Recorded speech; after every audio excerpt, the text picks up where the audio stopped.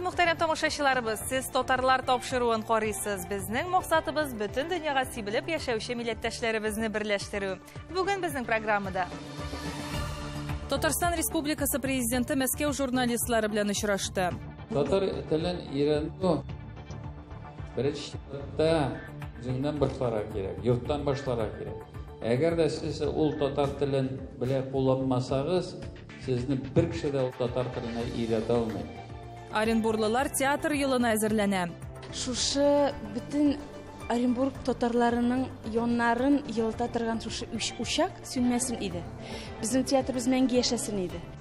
Сибир йылдызы һәм егет 2019 бәйгеләренең финалына әзерлек кызганнан-кыза бара. Начали выступать, представлять татарларны, изучать, прыгая татарский язык, татарские национальные блюда, традиции, обычаи. Сәрдәрия ансамбле үзенең 60 еллык юбилеен билгели. Кем генә булса да шушы аракайның данын, шушы ансамбльнең данын киләчәккә, безнең киләчәк буыннарга илтсә иде. Татар телен укытуга кагылышлы мәсьәләләр ел буе күз уңында булды. Билгеле, фикер алышуга республикадан читтә яшәүче милләттәшләребез дә кушылды.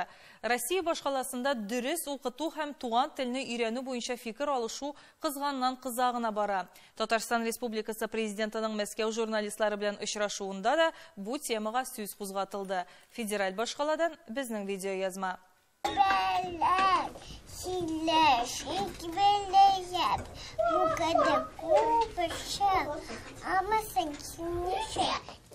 Мәскәү татар мәдәният үзәгендә татар теле дәресләре менә шулай уен формасында күңелле һәм мавыктыргыч итеп уза.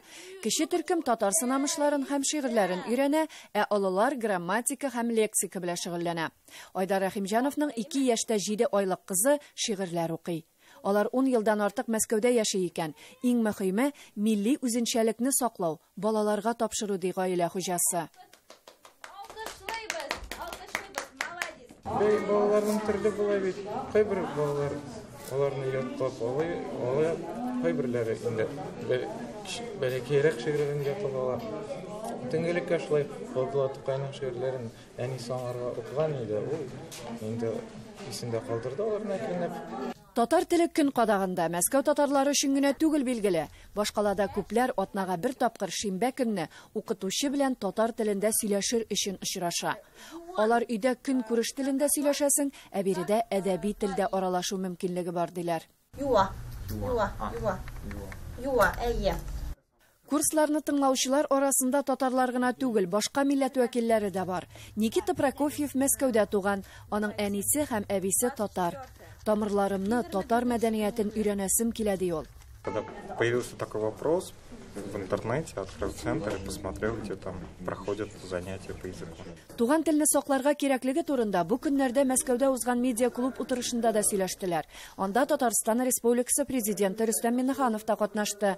Очрашу тагын бер кат шишләсе мәсьәләнең кискен торуын күрсәтте. Телне саклау бик мөһим. Татар теле интернетны Татарстанда үстерү буенча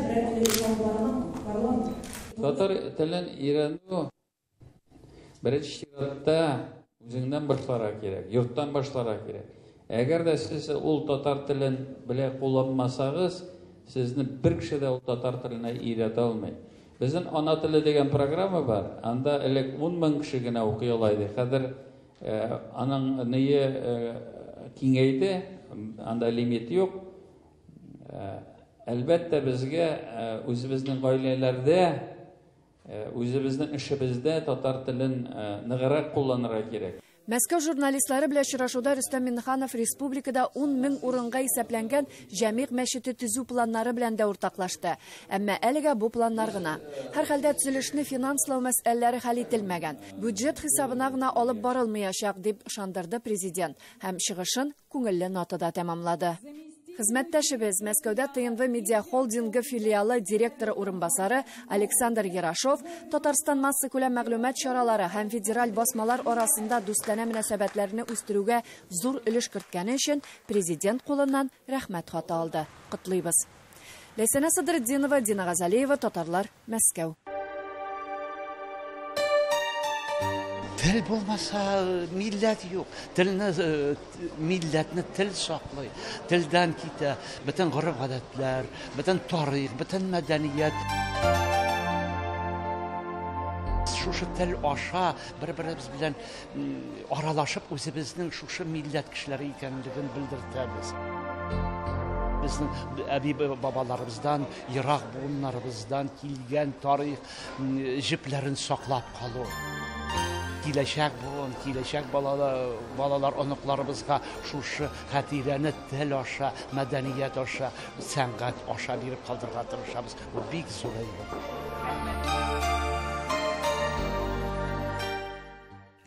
Оренбургның Мир Хайдар Фәйзи исемендәге Татар дәүләт драма театрында Россия президенты указы нигезендә театр елы игълан ителүе уңаеннан тантаналы кичә узды. Россиядә Татарстан белән Башкортстаннан тыш бердән-бер Оренбург Татар дәүләт театры инде 29 ел буе халкыбызга хезмәт итә. Бу вакыт эчендә ул Татарстан һәм Башкортстан халыкларының гына түгел, төбәкләрдәге сәнгать сөюче милләттәшләребезнең күңелен яуларга өлгерде. Театральләштерелгән тамашага театр үзенең дусларын да чакырды. Тантанадан үз хәбәрчеләребез.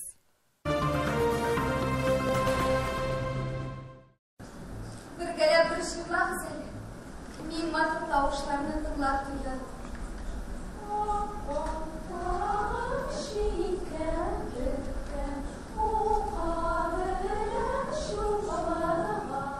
Тамаша Ак калфак спектакленнән үзек белән ачылды.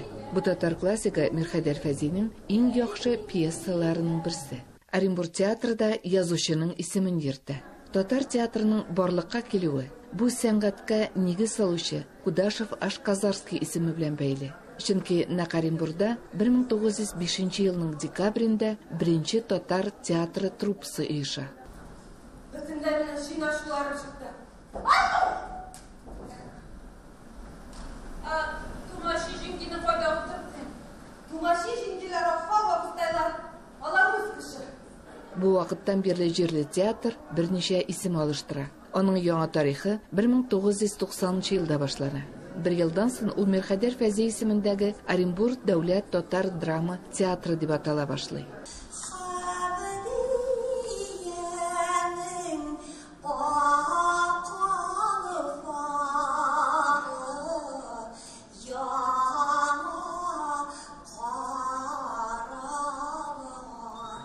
Кичәне театр дусларын чакыра дип билгелиләр. Шәһәрдән тыш авыллардан килгән театр дуслары да катнашты.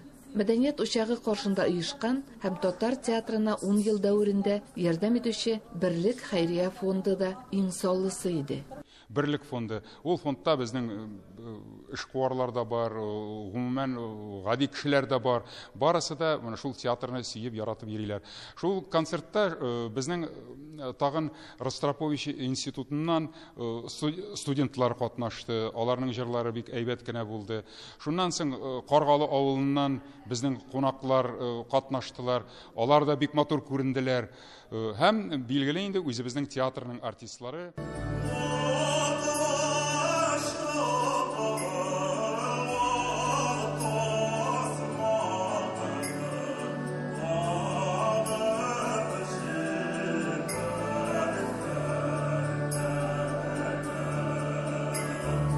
Сәхнәдә театр дусларының иң кечесе, булачак баянчы 10 яшьлек Тимур Баһаутдинов булды.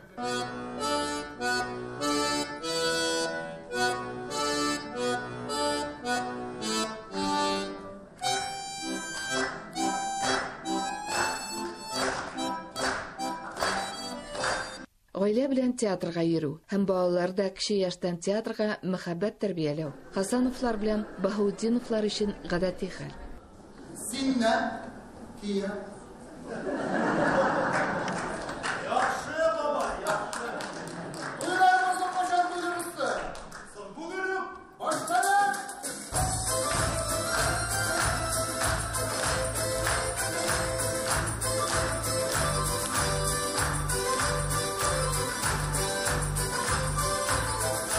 Театр минем өчен ул дөнья. Ул минем өчен бөтен нәрсә, бөтен дөньядагы матурлык, бөтен дөньядагы шатлык, ул минем өчен театр.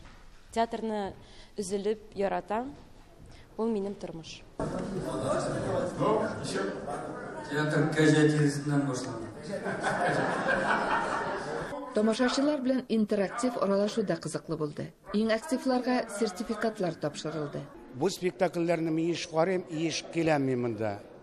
Мин үзебезнең татарча шундый спектакльләрне бик нык яратам. Күңелемә ятып торалар алар.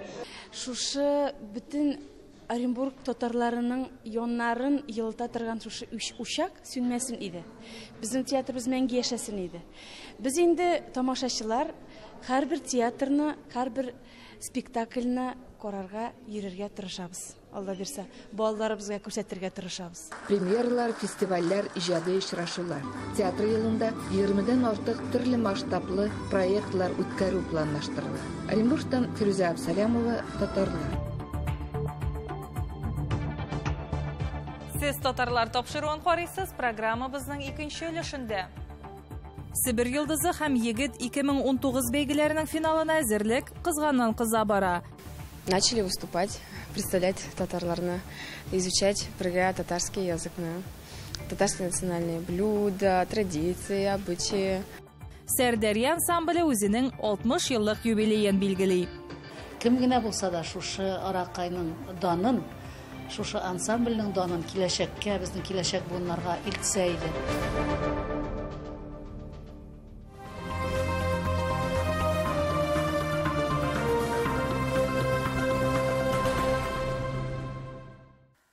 Сибир йылдызы һәм егет 2019 бәйгеләренең финалына әзерлек кызганнан-кыза бара. 2 атна дәвамында катнашучылар татар телен, халкыбыз тарихын өйрәнгәннәр. Шулай ук милли биюләр, актерлык осталыгы дәресләренә дә йөргәннәр.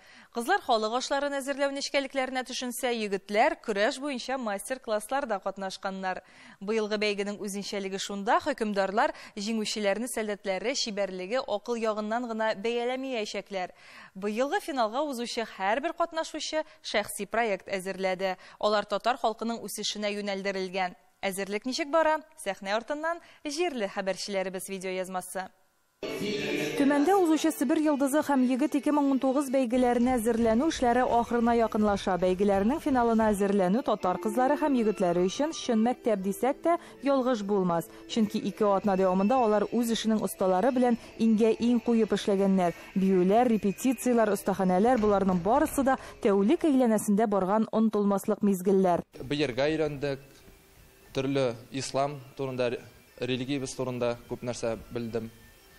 Сөйләргә ничек дөрес, проектлар турында, ничек бизнес проектларын составлять итәргә дип. Тагын бергә гармонда уйнарга, развиваться итәбез инде. 5 декабрь, әдәге саныйбыз 5, 6, 7, 8, 9, 11. Азалия Габдрахимова татар теле һәм әдәбияты укытучысы өлкә конкурсы җиңүчесе. 2012 елда Азалия Сибир йылдызы исеменә лаек булган. Төмән дәүләт университетының татар бүлеген тәмамлаучы бу кыз хөкемдарларны ана телен камил белүе белән таң калдырган. 2012 ел шушы бәйгедә әзерләнгән вакыт. Финал көне бик тә дулкынлану хисләре бар иде. Һәм инде бөтен көчемне биреп шушы титулны яуладым. Рәхмәт мине сайлаганнары өчен. Димәк, мин уйлыйм, сынатмадым. Чөнки татар халкым өчен хезмәт итәм, милләтем өчен яшим. Балаларга шушы туган телне, туган телгә мәхәббәт өлешергә тырышам. Хәзер инде менә яшьләргә дә. Татар теле һәм әдәбияты финалга узучыларның көн җәдвәлендә иң төп дәресе. Катнашучыларның күбесе татар авылларында туып үскән, мәктәпләрдә татарча укыган, гаиләләрендә дә фақат ана телендә аралашып яшиләр.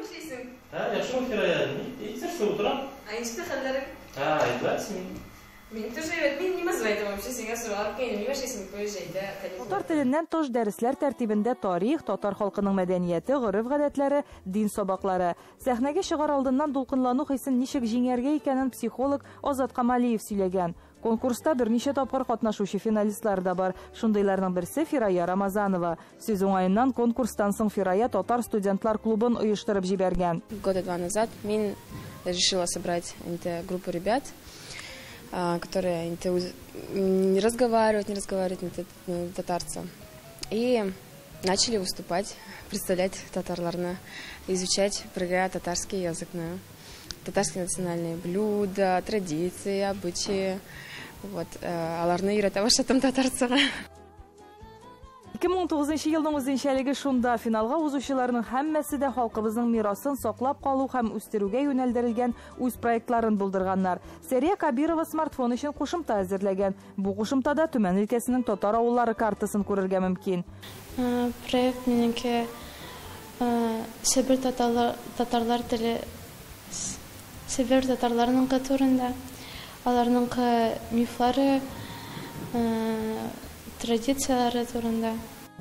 2 атна дәвамында барган әзерлекнең нәтиҗәсе интеллектуаль бәйге. Катнашучылар бөтен дәресләр буенча имтихан тапшырган. Нәтиҗәләр интеллектуаль бәйгенең җиңүчеләрен билгеләячәк. Бәйгенең максаты милли остаханәләр булдыру өчен татар кызларын һәм егетләрен бар эшкә хирыс булуларын әзерләү. Батыр Билбау буенча ярышлар клубы әгъзалары егетләр өчен махсус мастер-класслар оештырганнар. Мы уже сказали, что у кого есть желание, мы проводим свободные тренировки. Это бесплатные тренировки для борьбы. Ну и борьба куреш, это, и, как уже говорил, это национальный вид спорта, поэтому каждый, можно сказать, мусульманин, он должен прививать это, потому что борьба куреш это батыр. Шын батырлар катнашучы егетләргә көрәшнең иң күркәм алымнарын күрсәткәннәр, соңрак финалистлар да көрәшеп алган. Я считаю, что нужно настоящему татарину уметь бороться в своем национальном спорте вида. Это очень интересный вид спорта, так как элементы, реально прикольно. Весь этот полет, все эти броски очень прикольно. Көрәш белән шөгыльләнүне конкурстан соң да дәвам итәргә мөмкин. Батыр спорт клубының ишекләре һәркем өчен дә ачык. Себер йолдызы конкурсның финалистлары өчен дә аерым остаханәләр оештырылган. Бүген без сезнең белән Себер татар халкының түбәтәй бавырсагын пешерәбез. Кемнең пешергәне бар? Бавырсак. Конкурсның финалына узучы кызларны Себер бавырсагын пешергә өйрәттеләр. Халык ашларын әзерләү нечкәлекләре белән Вагай районыннан аш-су остасы уртаклашкан. Бу җирлектә Себер бавырсагы табынның иң мөһим бизәге итеп санала. Авылда, Тибендә, Омск өлкәсендә мондый бавырсакларны без исеме аның башкача дип атала, касма дип әйтәбез без аны. Без аны имырка белән генә кылабыз, камырын. Ураза бәйрәмләргә, Корбан бәйрәмләргә кылабыз мондый бавырсаклар. Табында милли ашлар булуы халкыбызның онытылмаслык гореф-гадәтләренең берсе. Бу традиция югалмасын өчен бәйге оештыручылары тәм-томнарны ешрак әзерләргә киңәш итә. Бу Остаханә шәһәренең бердән-бер татар ашларын тәкъдим итүче кафеда узган. Бавырсаклы түбәтәй барлык катнашучыларда да уңмаган, ләкин барысы да бик тәмле килеп чыккан. Батырлар кызлар пешергән бавырсаклардан авыз итеп аларны мактап туя алмаган. Роза Диатуллина, София Хайруллина, Татарлар, Төмән.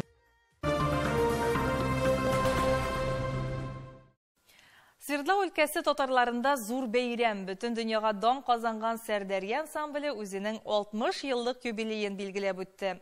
Түбән Сирга районы Әрәкәй авылында ансамбльнең туган төбәгендә бик күп милләттәшләребез җыелды. Бәйрәм мизгелләре киләсе видеоязмада. 60 ел элек Свердлау өлкәсенең Түбән Сирга районы Әрәкәй авылында Сәрдәрия Нигъматова җитәкчелегендә фольклор коллектив барлыкка килә. Катнашучылар шул авыл халкы: тракторчылар, сыер савучылар, укытучылар, хуҗабикәләр. Алар вакытында бөтен Россия үзешчән сәнгать конкурсларына гына түгел, чит илләргә дә гастрольләргә чыкканнар. Сәрдәрия ханымның вафат булуына чирек гасырдан артык вакыт узган инде, ә эше дәвам итә. Чөнки менә Дәрья апа безнең авылга килде 58 елда. Безгә усакта без 4-нчедә укыйк. 4-нчедә укыганда ул безгә килде и безнең белән башлады. Инде мәктәптә укытучы булып килде. И шуннан ук башлады. Безнең беле заниматься итәргә инде. Мине Дәрья апа улулар яңгыда йөртә торганы. Улулар яңга мине үстерергә тырыша торганы. Әйдә читегесенә теге элек шуак дип була торганы. Шуны һәме итекнең исенә ушулай кийдирип куя торган якта, шулай зурырак булып күренергә. Шулай итеп йөридек инде без менә. Истә калды шулай бер кабытта онытылмай. Дәрья апа безне, безнең инәебездән дә инәебез кебек була торганы юк. Үзе күлмәк текте ул безгә. Менә ул өендә белмим, 3 баланы ничек тапкандыр, ул менә гел клубта булды. Клубта булды, мәктәптә булды. Шулай, шундый кеше. Сәрдәрия ханым Нигъматованы аның яраткан укучысы Салават Гобәев алыштыра. Ул вакытта аңа 20 яшь була. Билгеле, аңа хөрмәт тиз генә килми. Салават Сәгыддин улы 17 ел әрәкәйдә клуб төзү турында хыяллана. Аның өчен күп көч куя. 2012 елга кадәр ансамбль репетицияләрен Иске Агач мәктәпнең тар коридорында үткәрә. Бүген инде әрәкәй милли мәдәни комплексы заманча төзелгән мәдәният йорты үрнәге. Директор вазифасын Салават Гобәев үти. Моннан тыш, ул әле финансист, администратор, дизайнер, артист һәм сәнгать җитәкчесе дә. Мин ансамбльгә армиядан соңына килеп кердем. Үзем дә шаккаттым, дөрес әйткәндә, чыгышлар беләс, чыгыш ясаган вакытта төрле якларга, Россиянең төрле почмакларына барып, бер качаттан ди бурасара, нинди ызгыш талаш юк. Бер йодрок шикелле коллектив, бер гаилә шикелле. Шунысы сөендерә, һәм көннәрдә дә шулай яшәргә ясый. Узган гасырның 90-нчы елларында Салават Гобәев ел саен Свердлау өлкәсендә татар коллективларының фестивален оештырган. Әлеге музыкаль форум Әрәкәй авылындагы Сәрдәрия генә түгел, Түбән Серга районының башка авыл иҗат коллективларына да бөтен Россия сәхнәсенә юл ачкан. Алар арасында Уфа Шигыре авылыннан Рәйхан, Үрмәкәйдән Аккалфак, Аккүлдән Зөбәрҗәт, Шәкүр авылыннан Шишмә коллективлары. Менә Свердлау өлкәсе Аракай авылы ул безнең аерым бер билгеләмә белән билгеләп куелган. Чөнки монда Салават әфәнденең хезмәтен әлбәттә әйтмичә һич кенә дә мөмкин түгел. Әйткәнемчә, җитәкче әйбәт булган җирдә эштә гөрләп бара. Сәрдәрия ансамблена, халык вокаль ансамблена 60 яшь тулганга да килми калсаң, бу бит инде бик зур тарихи вакыйга. Бу ансамбльгә узак иҗат гомере теләргә кирәк. Һәм халкыбызның әдәбияты, мәдәнияте, сәнгате һәм теле яшәгәнен, чәчәк атканын күреп без киләчәктә дә соклансак иде, шатлансак иде. Ансамбльнең юбилее белән котларга якын тирә авыллардан гына түгел, Татарстан һәм бөтен Урал якларыннан да дуслар килгән. Коллективның төп составы белән бергә сәхнәгә 70-нче елгылар чыкты. Хәзер аларга 45-50 яшь. Бүген алар Чиләбе, Екатеринбург, Первоуральскида яшиләр. Чирек гасыр үткән, тик Әрәкәй аларның йөрәгендә. 60 еллык юбилеен уздырган ансамбльләр сирәк, хәтта профессиональләр арасында да. Монда артистлар акча өчен түгел, буш вакытта күңел кушуы буенча йөриләр. Бүген Свердлау өлкәсендә 6000 үзешчән сәнгать коллективлары исәпләнә.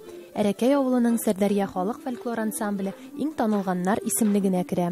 Аларга яңа уңышлар, озак еллар тамашачыларны сөендерергә язсын диясе генә кала. Динара Хабибуллина, Әлфия Габдушева, Татарлар, Свердлау өлкәсе. Бүген җиткерәсе темалар шулар иде. Татарлар тапшыруы сәяхәт итә һәм һәрбер сәяхәттән сезгә менә дигән сюжетлар алып кайта. Сезнең белән саубуллашабыз, исән-имин яшәгез.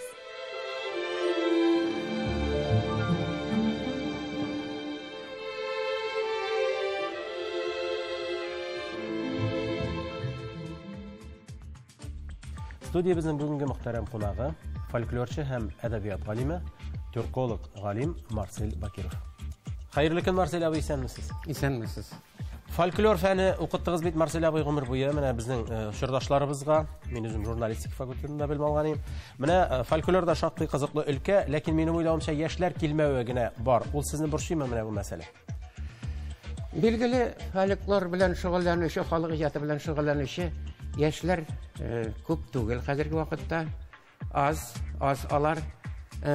Монда ничек дип әйтим, халык иҗаты ул ишенә кирип өйрәнәсен килсә, аның үзенчәлекләрен ачасын килсә, ул гаҗәп дәрәҗәдә катлаулы, күп сыйфатларны ишенә алган өлкә. Шуңа күрә дә монда бу өлкә белән шөгыльләнүчеләр бик ничек дип әйтим, сизгер булырга тиешләр. Шул ук вакытта логик фәнни фикер йөртә белергә тиешләр, системалы караш булырга тиешле. Шул вакытта гына билгеле яшышлар ясарга мөмкин.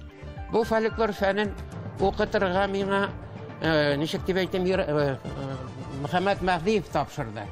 Ул миңа кадәр шушы фольклор фәнен укытып килгән бүлектә. Соңыннан ул урта гасыр татар әдәбиятын укытуга күчте.